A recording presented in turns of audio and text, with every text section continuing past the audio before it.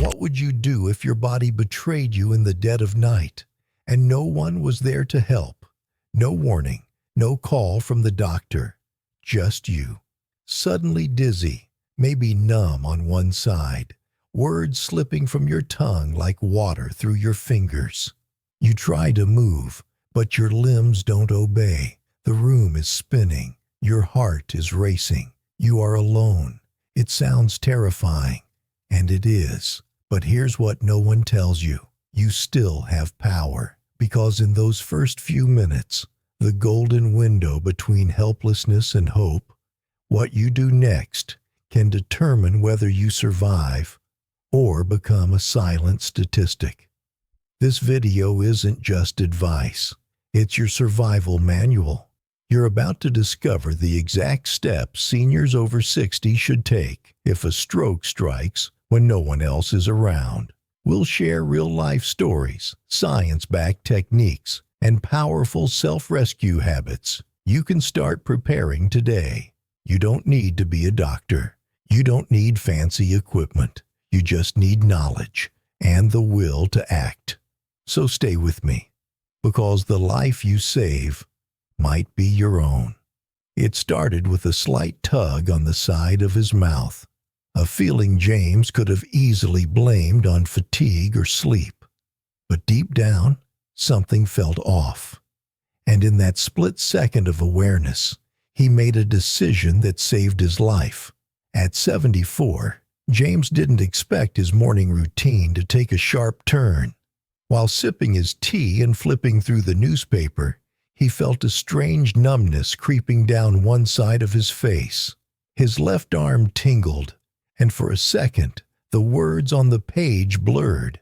Many would have shrugged it off, chalked it up to aging, skipped breakfast, and hoped it would pass. But James remembered something vital. These are not normal signs of getting older. These are warnings. Too often, seniors mistake the early symptoms of stroke or heart attack for everyday aches. A little dizziness, probably just dehydration. A weak arm, maybe slept wrong. But those small signals can be your body's version of a siren, screaming that something critical is happening beneath the surface. James didn't hesitate. He called emergency services and described his symptoms clearly.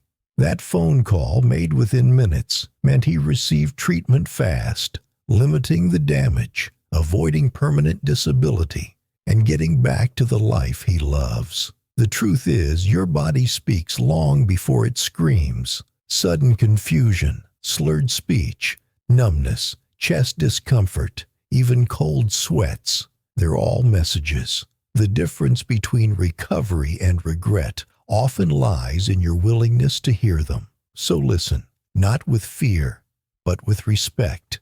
Don't wait for pain to become unbearable. Like James, trust your instincts, honor your body's wisdom, and act fast. Because the earlier you respond, the better your chance to survive, recover, and thrive. This isn't science fiction. It's real, and it could save your life. Imagine this. You're alone at home. A sharp pressure clamps your chest. Your breath shortens. There's no one to call out to, and panic begins to creep in. But in that terrifying silence, there's one powerful truth. You are not helpless. Your body holds survival tools built into its very design. You just need to know how to use them. Let's talk about cough CPR, a little-known but life-saving technique. It's not a substitute for medical care, but in certain cardiac emergencies, it can buy you those critical seconds. By coughing forcefully every couple of seconds, you help maintain circulation and prevent total cardiac arrest. Think of it like pumping life back into your body with every cough. Then comes controlled breathing.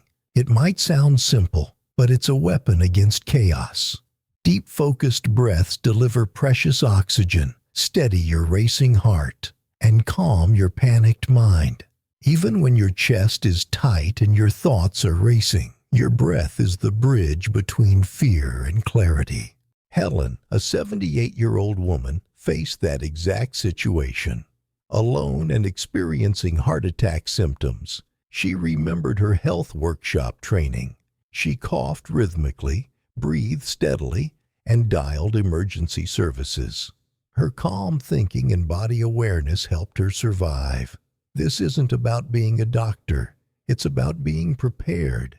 It's about knowing that even in isolation, your hands, lungs, and courage can keep you alive. So practice these methods.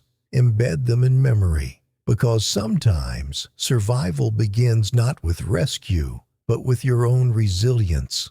Most people would brush it off, chalk it up to age, a skipped meal, maybe a bad night's sleep.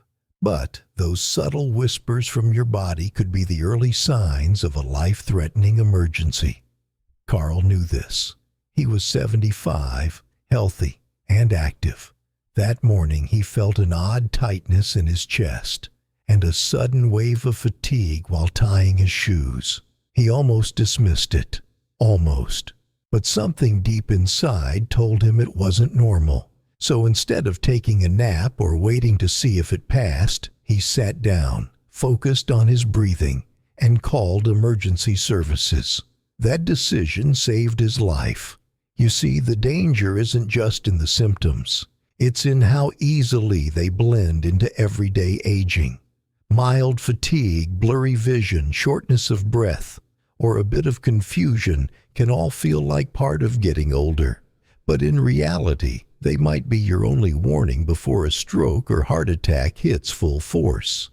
The body often whispers before it screams. And seniors, more than anyone, need to be fluent in that quiet language. This is not about panic, it's about preparation.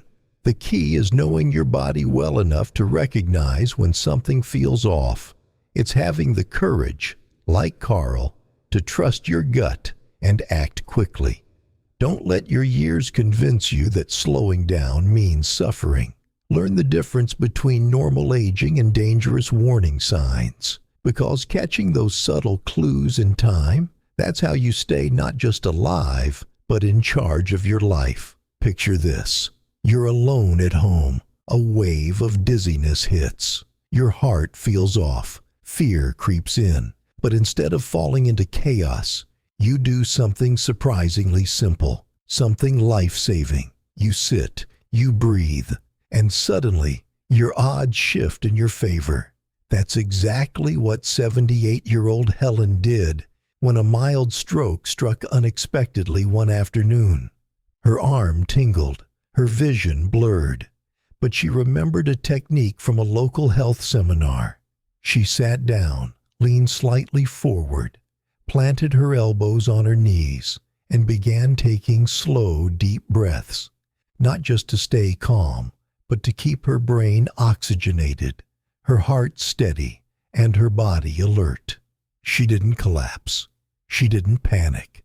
She stayed conscious, long enough for help to arrive. You see, when a stroke or heart attack hits, how you position your body matters deeply. Sitting upright or leaning forward helps reduce pressure on your lungs and improves airflow. Lying flat can restrict breathing, especially in seniors. Combine this with controlled breathing, inhaling slowly through the nose, holding briefly, and exhaling gently through pursed lips. And you're helping your heart stay steady while your mind stays focused. This isn't complex medicine. It's survival wisdom, a simple act that anyone can do, anywhere. And in those critical first few minutes before help arrives, that can mean everything. So remember this, when your body sends a signal, respond with calm, not chaos. Sit right, breathe right. It's the quiet strength that could save your life. There are moments in life where every second counts, but none more critical than the ones that follow the first signs of a heart attack or stroke. And for seniors, especially those living alone, this moment isn't just possible, it's likely. That's why having a survival plan isn't paranoia, it's wisdom in action. Because when help is minutes away, you are the first responder.